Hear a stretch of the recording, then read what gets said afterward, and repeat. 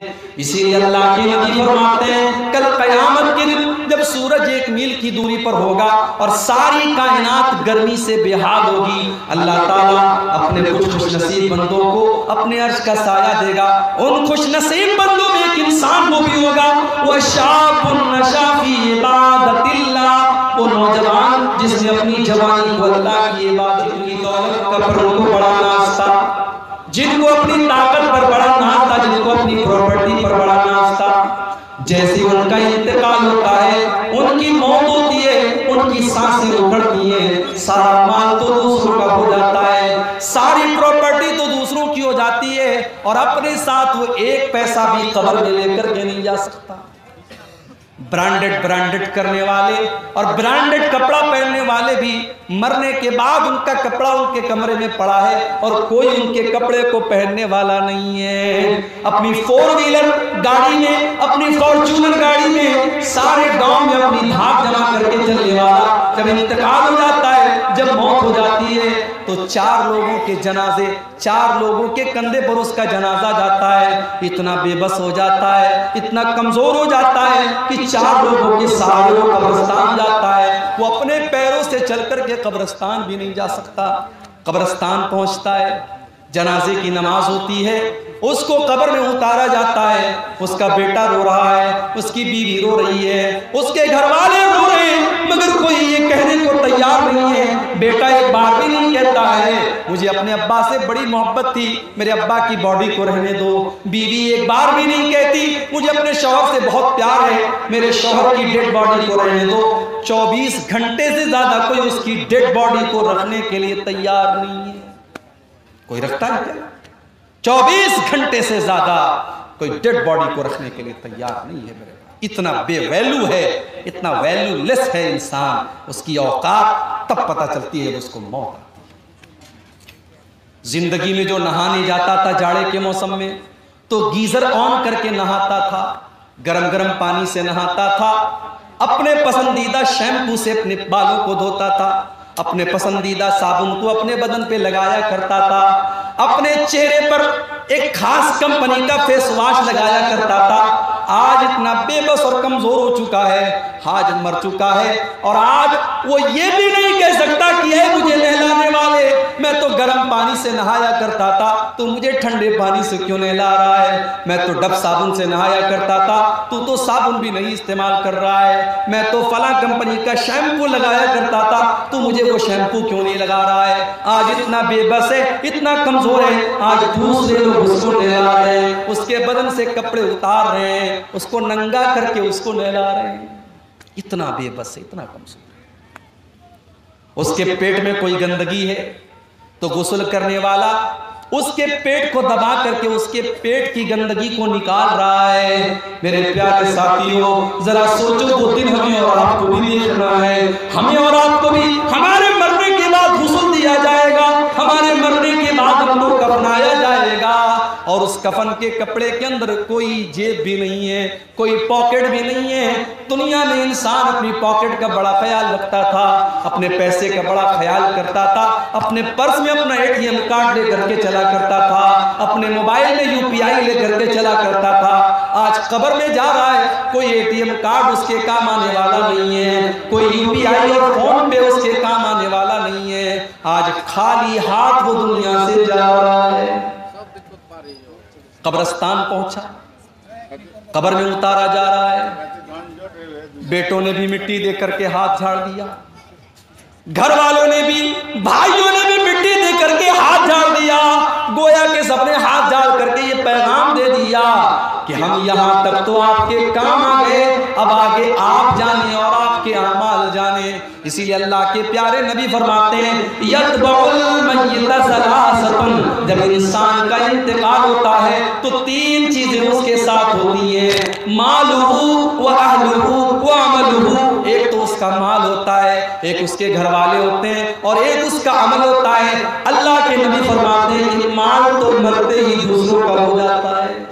ہائے ہائے، یہ سود بیاج کا دھندا کرتا تھا، یہ رشوت کھاتا تھا، یہ حرام خوری کرتا تھا، یہ مال ہڑپنے کے چکر میں رہتا تھا، لیکن آج جیسے ہی اس کا انتقال ہوتا ہے، اس کا مال تو دوسروں کا ہو جاتا ہے، یہ اپنے ساتھ تو ایک پیسہ بھی لے کے نہیں جاتا ہے۔ او حرام کا اور سود اور بیاج کا کام کرنے والوں، ایک پیسہ بھی اپنے ساتھ آپ لے کر کے نہیں جائیں گے، کیوں اپنے بچوں کے پیٹ میں حرام کی کمائی ڈال رہے ہو؟ اللہ کے نبی فرماتے ہیں کل لحم نبت من صوت فالنار اولی بہ، جس بدن کی پرورش حرام کمائی سے کی جائے وہ بدن جہنم کی آگ میں جائے گا۔ مجھے معلوم ہے کٹیہار اور سیمانچل کے علاقوں میں آج بندھن لون کے نام سے لون کی اسکیم چلائی جا رہی ہے، عورتوں کے نام سے لون لیا جا رہا ہے، اور ایک بڑی تعداد میں مسلمان آج لون لے رہا ہے اور سود اور بیاج کے اوپر قرضے لے رہا ہے۔ میرے پیارے بھائیوں، یہ حرام کی کمائی آپ اپنے گھر میں لا کر کے اپنے بچوں کی آخرت کی برباد کر رہے ہو۔ اللہ کے نبی فرماتے ہیں مال تو مرتے ہی اس کا ساتھ چھوڑ دیتا ہے، گھر والے اس کے کفن دفن تک اس کا ساتھ دیتے ہیں، اس کو نہلاتے ہیں، اس کو کفناتے ہیں، اس کے تجہیز و تکفین تک اس کا ساتھ دیتے ہیں، اس کو قبر میں دفنانے تک اس کا ساتھ دیتے ہیں۔ لیکن جب قبر میں چلا آیا، جب قبر کا سناٹا اور قبر کی تاریکی میں پہنچ گیا، تو وہاں پر نہ اس کا مال اس کے کام آئے گا، نہ اس کے گھر والے اس کے کام آئیں گے۔ وہاں پر اگر کوئی چیز کام آئے گی تو اس کا عمل کام آئے گا۔ ہم تو اتنے کٹھور دل ہو گئے، ہم تو اتنے سخت دل ہو گئے کہ آج اپنے مردوں کو مٹی دیتے وقت بھی ہماری آنکھ میں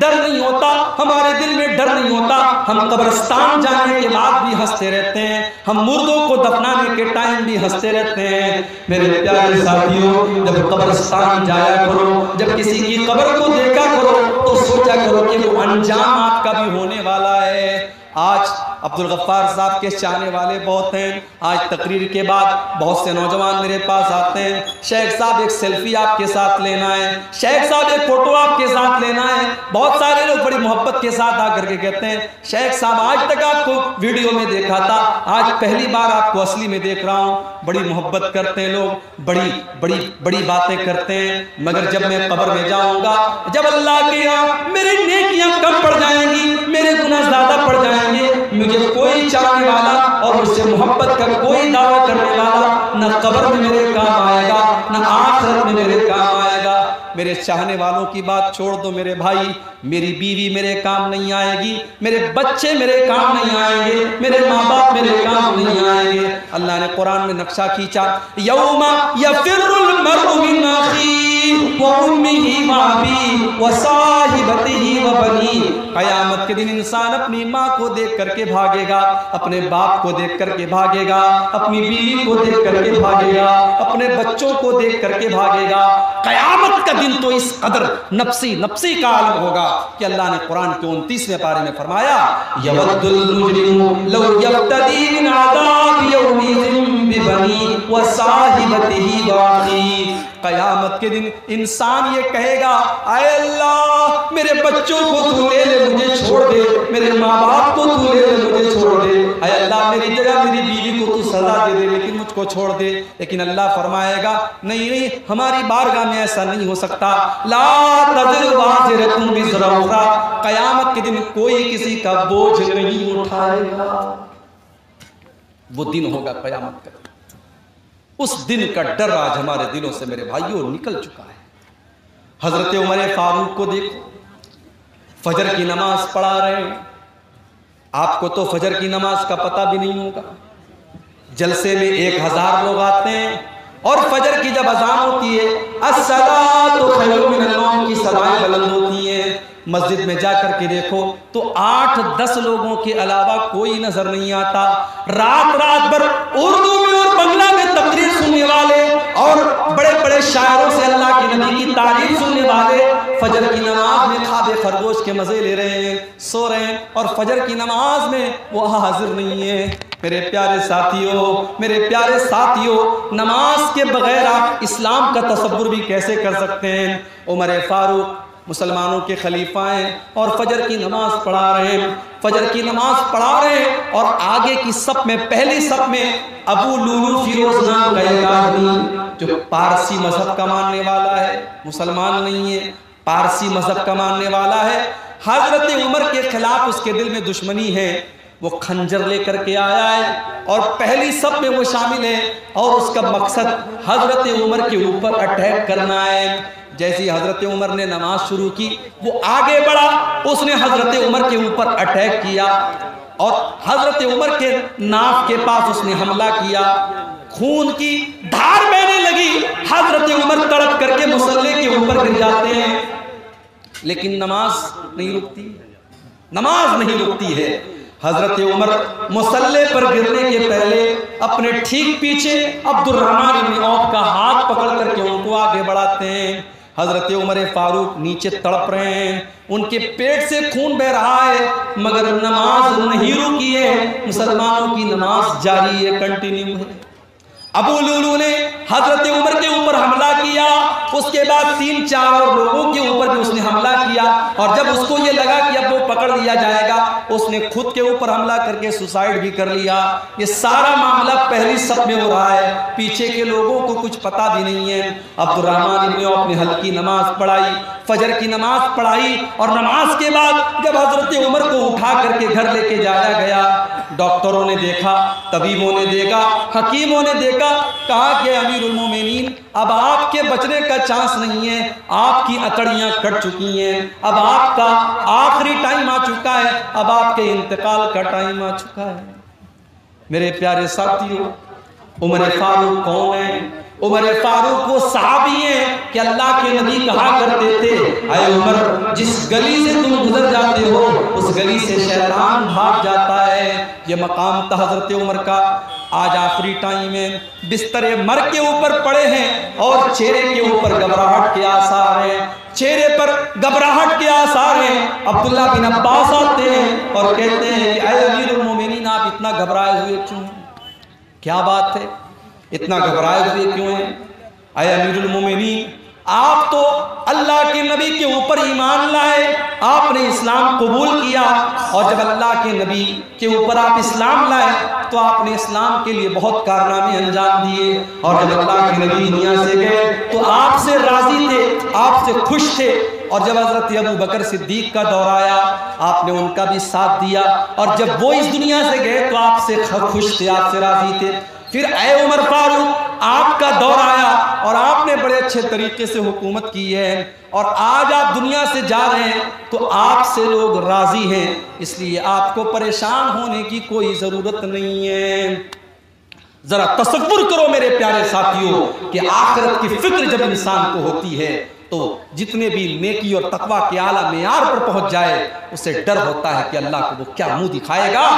حضرت عمر فاروق رضی اللہ تعالیٰ عنہ جواب دیتے ہیں، اے عبداللہ بن عباس اگر میں نے اپنے نبی کا ساتھ دیا، اگر میں اپنے نبی کے اوپر ایمان لایا، اگر میں نے ابو بکر کا ساتھ دیا، فَذَلِكَ مِن مَنِّ اللَّهِ عَلَيَّ،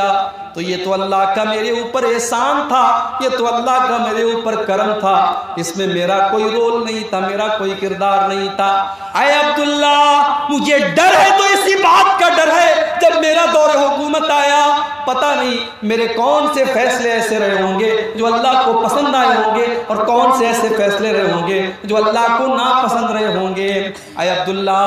تو میری بات کرتے ہو، لَوَجِدْتُ أَنَّ لَوْ أَنَّ لِي طِلَاعَ الْأَرْضِ ذَهَبًا، اے عبداللہ اللہ کی قسم میری تو تمنا یہ ہے، میری تو آرزو یہ ہے کہ اگر زمین بھر کے سونا میرے پاس آ جائے، زمین بھر کے سونا مجھے مل جائے، اور اللہ تعالیٰ یہ کہہ دے کہ اے عمر تو زمین بھر کے سونا میرے پاس لے کے آ جا اور میں تجھے اپنے عذاب سے بچا لوں گا، تو اے عبداللہ میں زمین بھر کے سونا دینے کو تیار ہوں، لیکن اللہ کے عذاب کو میں جھیل نہیں پاؤں گا، میں اللہ کے عذاب سے بچنے کے لیے زمین بھر کے سونا دینے کو تیار ہوں۔ میرے پیارے ساتھیوں، عمر فاروق کو تو اپنی آخرت کی اتنی فکر ہے اور ہمیں اپنی آخرت کی کوئی فکر نہیں ہے۔ آج مکان بنوانے کے لیے ہم کتنے پریشان ہیں، آج اپنے بچوں کا فیوچر بنانے کے لیے ہم کتنے پریشان ہیں، لیکن ان بچوں کی آخرت بنانے کے لیے ہمیں کوئی چنتا نہیں ہے۔ اللہ نے قرآن میں فرمایا، یا ایھا الذین آمنوا قوا انفسکم واہلیکم نارا، اے ایمان والو اپنے آپ کو اور اپنے گھر والوں کو جہنم کی آگ سے بچاؤ۔ انسان کو اپنی فیملی سے پیار ہوتا ہے۔